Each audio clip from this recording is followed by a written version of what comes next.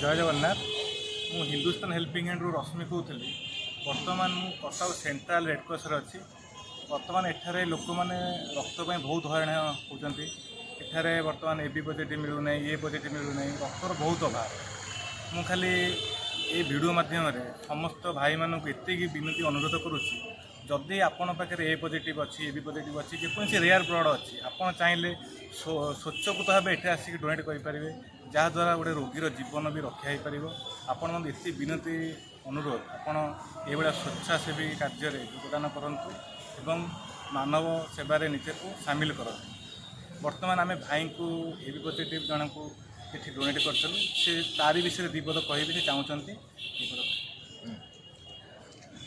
मु अमर कुमार भाई आम घर कटक दूरांचल टे 3 दिन है blood red cross blood bank को आस आमर कौन प्रकार सुविधा नाला ब्लड आम रोगी तेणु 2-3 मास तले हिंदुस्तान हेल्पिंग हैंड से जो संस्था अच्छे जो ब्लड डोनेशन संस्था आम ब्लड लेकिन आम पेसेंट को आम देलु। तेणु मुझे उपाय न पाई पुणी सहित जोगाजोग कली।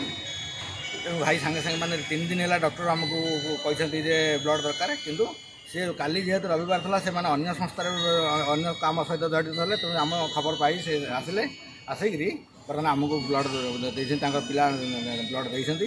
बर्तमान आम घंटा 1.5 घंटा भर आम ब्लड पाई मिलगला डॉक्टर कहवा अनुसार ब्लड डॉक्टर कहते तुम ब्लड पाइबा रोगी पाइबा डेरी होगा। तेणु बर्तमान आम पाइबू गला पेसेंट बर्तमान ट्रिटमेंट हे। तेणु मु कहूँ बर्तमान एपरी एक संस्था जी कि आमको 2 थर साहय कले पुणी भविष्य कहते पुणी भविष्य दरकार हेले पुणी आमको जोगाजोग करेंगे।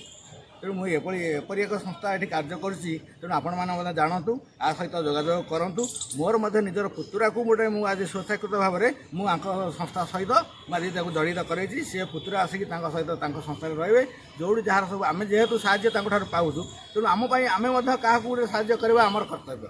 तेणु संस्था मो पुतुरा को जड़ित करे जोग देकर गोटे सदस्य मेम्बर हे। बाद बर्तमान एपरी एक संस्था जहाँ को मैंने कथा दीर्घायु करूँ बलिष्ठ करूँ ये संस्था को एवं एमाने यही संस्था अन्य मानक साहाय्य करूँ। यही एक वार्ता ओडिशा सारा एवं एपरिक आम भारत सारा प्रचारित प्रसारित हेले माने बाहर जो रोगी आसुँच से साहाय्य पाइपर और रोगी जीवन बचाई पारे। जय हिंद धन्यवाद। भाई को बहुत बहुत धन्यवाद जाहू सी ब्लड जपरी पाई सी आम विषय कही बहुत धन्यवाद। भाईंकर कथा को भी मुझे कहूँ जब आपण मैंने समस्ते भी सहयोग करेंगे ताले ब्लड अभाव रही नहीं मुझे कहूँ। जय